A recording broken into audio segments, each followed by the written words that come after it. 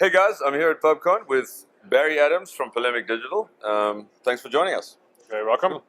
Right. First question. You do a lot of teaching around SEO. What skills should young people focus on when getting into the SEO game? It's really hard, because SEO isn't really taught as a course anywhere, at least as far as I know. I think there's a few universities starting to do it now. Wow, okay. For me, I think if you want to become good at SEO, you need to understand how the web works and have a bit of a marketing brain on you. And that's two very different skill sets you don't see combined very often. I tend to advise people go for the marketing degree because that's the sort of skill set that never goes out of fashion, but also have a hobby project on the side, like a website for yourself, or if you like your fashion stuff, if you like sports, whatever it is. Build your own website, build your own blog, try to make that successful, and apply some SEO skills to that. Because nothing really beats hands-on experience with that stuff. You can read all the blog posts you want, all the theory that you want, but unless you actually start doing this and seeing the results, that is the best way to learn it, in my opinion. And how can young people future-proof their careers? I think if you become good at solving problems within whatever niche you have, you'll always find work somewhere.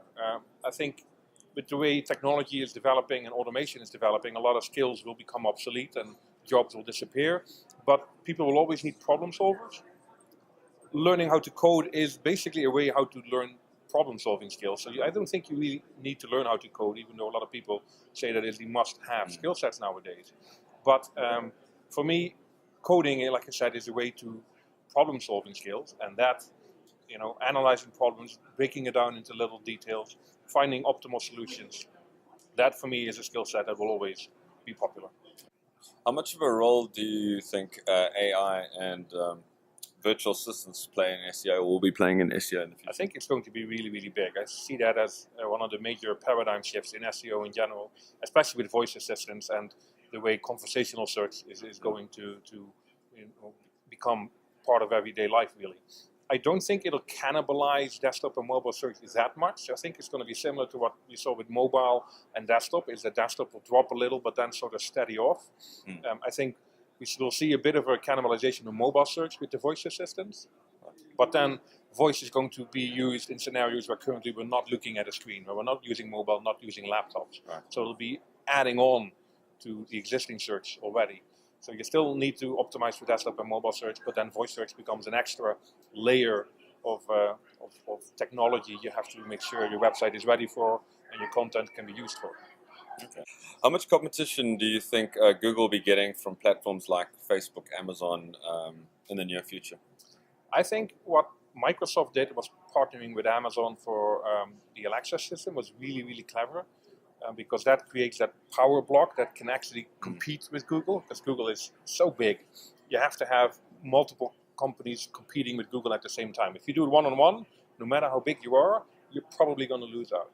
So for Microsoft and Amazon to combine forces was really, really smart, and I do think they have a chance at beating Google in the voice search game, especially because with Amazon you have that direct channel into e-commerce, and then Bing as a search engine caters for pretty much everything else. Google doesn't quite have that direct link into e-commerce yet.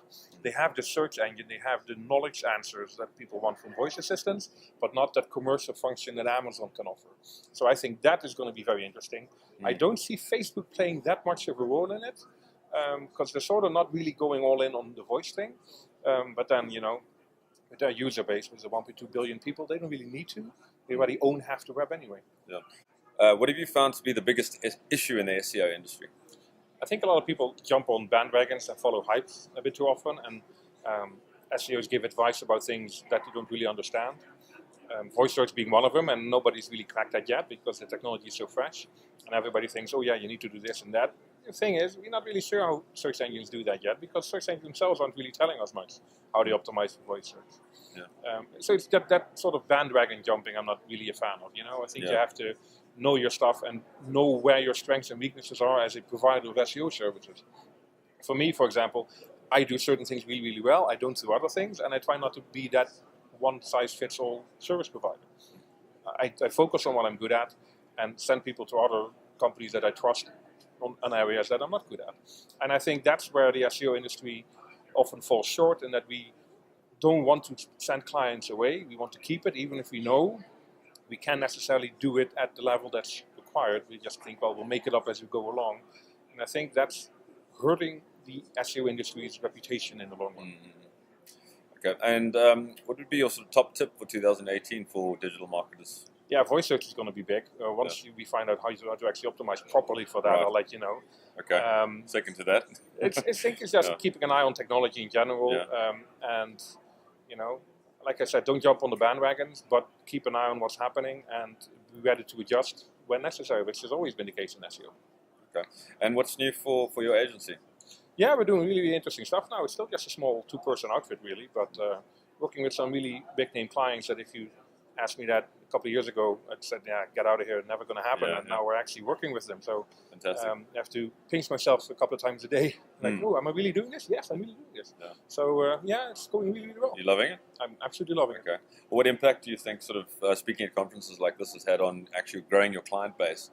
Was it more of a reputation building Yeah, I mean, exercise? most of my clients are word of mouth, and speaking at conferences like these helps that reputation. It establishes you as an expert in the field to a certain extent, and that travels. I mean, I don't really do any marketing aside from conference speaking and a bit of blogging. So this is my marketing channel, and again, I treat it as a privilege to be able to speak at these conferences and share my knowledge, share my expertise, and I try to actually give value, not just do a sales pitch, but actually give value.